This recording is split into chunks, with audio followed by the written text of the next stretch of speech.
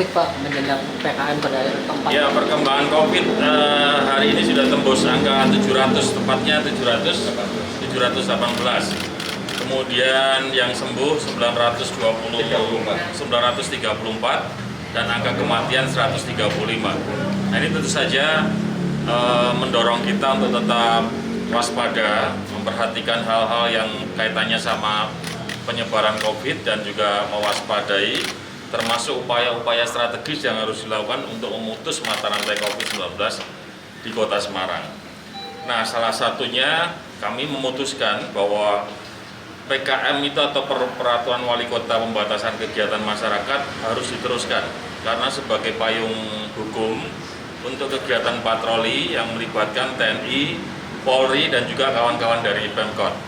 Dengan demikian, perpanjangan perwal berikutnya ini tanpa periode, khususnya kalau ada hal-hal yang dirasa kemudian sangat mendesak untuk kita menyelesaikan PKM karena misalnya angkanya menurun, itu bisa saja PKM bukan dilonggarkan, PKM-nya di-delete atau nggak perlu ada PKM lagi.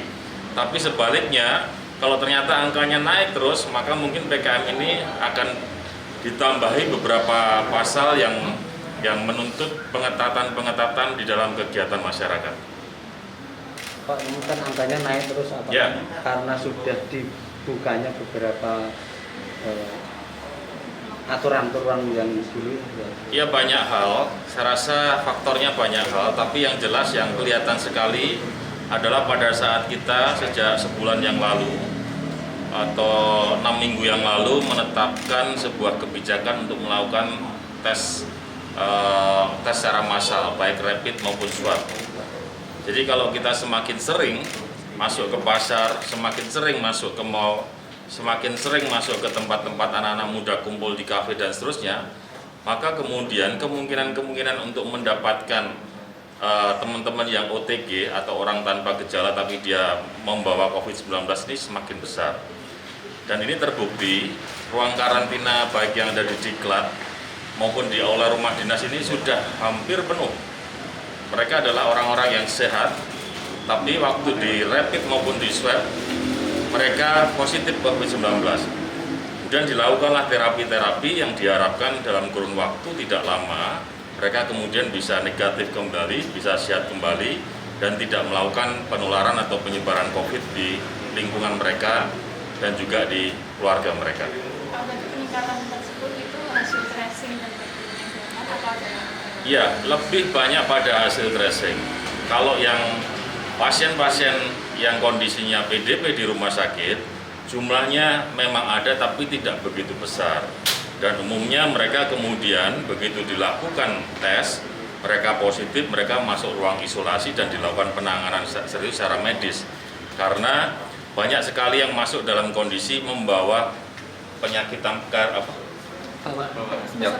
membawa penyakit penyerta, misalnya tipes, kemudian dicek ternyata dia positif ada demam berdarah, dia dicek kemudian dia positif juga ada. Dan ini yang PR yang cukup sulit adalah menyembuhkan pasien-pasien yang dalam kondisi seperti itu.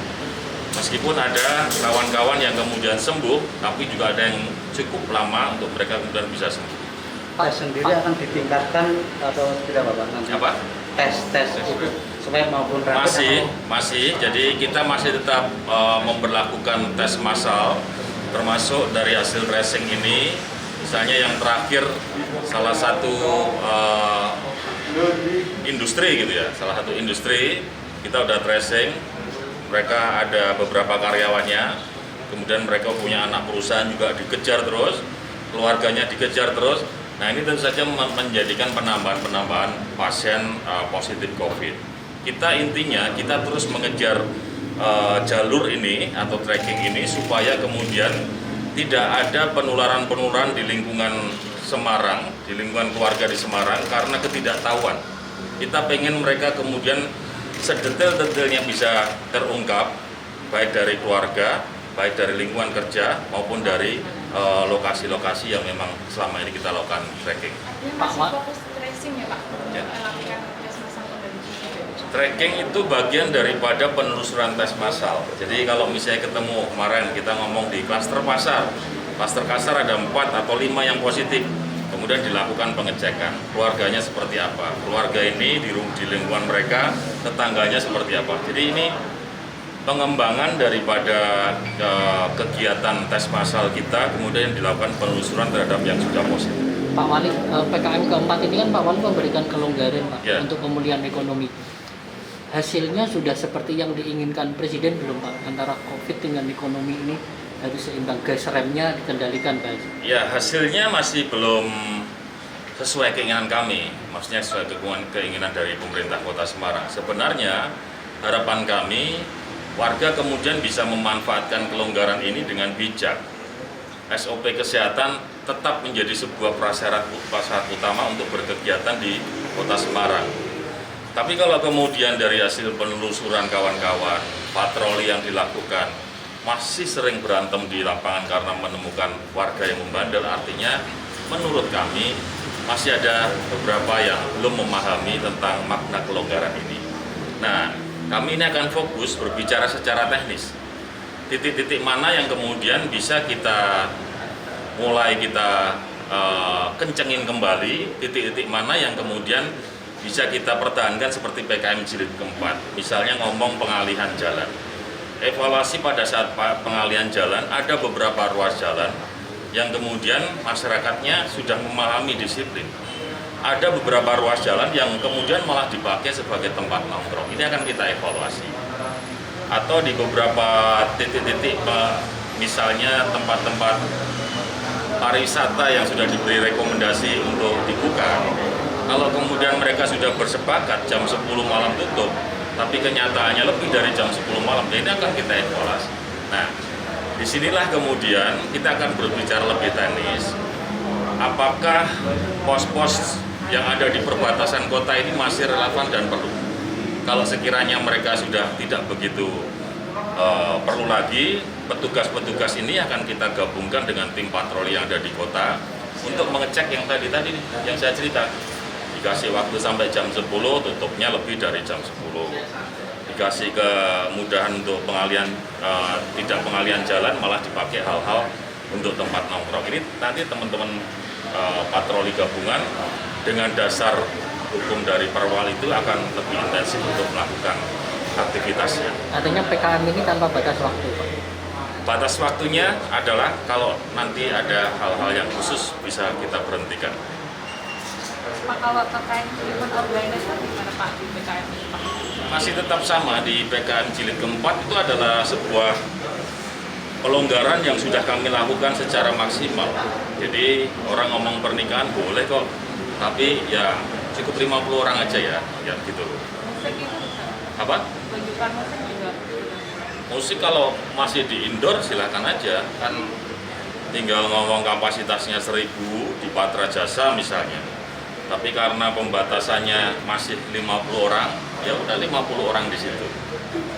Yang harus kita komunikasikan hari ini, malam hari ini adalah pertunjukan yang sifatnya outdoor. Karena izin keramaian masih ada di tingkat kepolisian dan sampai hari ini belum ada instruksi dari pimpinan kepolisian untuk bisa memperbolehkan izin keramaian di outdoor. Ada kemunculan klaster baru Pak? Oh ya ketemulah beberapa perusahaan, pabrik gitu ya, yang kita terus lakukan tracking terus sampai ke keluarga mereka. Soal mobil dinas jadi mobil pengantin? Oh ya, ini udah cukup yang tentang COVID. Intensif Pak untuk tenaga Nanti dijawab ya. Ya, udah ada belum? Sudah ada yang keluar Pak. Belum ada yang sakit. Ini APBN apa APBD? Yang APBN. APBD belum? Semua ditanggung sama APBN. Oh ya, nanti sama apa? yang Ini terkait mobil dinas yang Iya, terkait untuk mobil dinas, ya sifatnya kami ingin berbagi kebahagiaan kepada masyarakat. Ya kan, apalagi di saat pandemi COVID ini orang kemudian pengen melangsungkan pernikahan, ditunda-tunda, oh boleh kok pernikahan, asal nggak lebih dari 50 orang, titik gitu aja. SOP kesehatan diterapkan. Lah maksud kami bahwa mobil H1A Camry ini kan hampir-hampir tidak pernah ada aktivitas yang kami pakai. Maka kami punya ide untuk dimanfaatkan sebagai mobil pengantin. Setiap Sabtu 2 kali, pagi sampai siang, sore sampai malam. Minggu 2 kali, pagi sampai siang, sore sampai malam. Biayanya gimana Pak ini? Gratis. Dari mulai driver, BBM sudah kami siapkan. Jadi saya tidak ingin nanti malah di lapangan timbul persoalan-persoalan yang sifatnya beri tip pada driver, terus kemudian ada biaya-biaya tambahan. Tidak ada. Ini gratis kami peruntukkan buat warga Semarang yang mau merit, KTP Semarang dan lokasinya juga di Semarang. Itu tidak boleh dibawa ke luar misalkan mendapatkan. Sementara belum. Sementara peruntukannya baru di Kota Semarang supaya dalam 1 hari ini bisa dipakai 2 kali kegiatan pernikahan. Sudah ada yang mengajukan? Kalau Sabtu depan sudah ada. Nah, yang lainnya nanti kita nunggu surat dari yang lain. Oke? Cukup ya? Ternyata sumuk ya mungkin ya.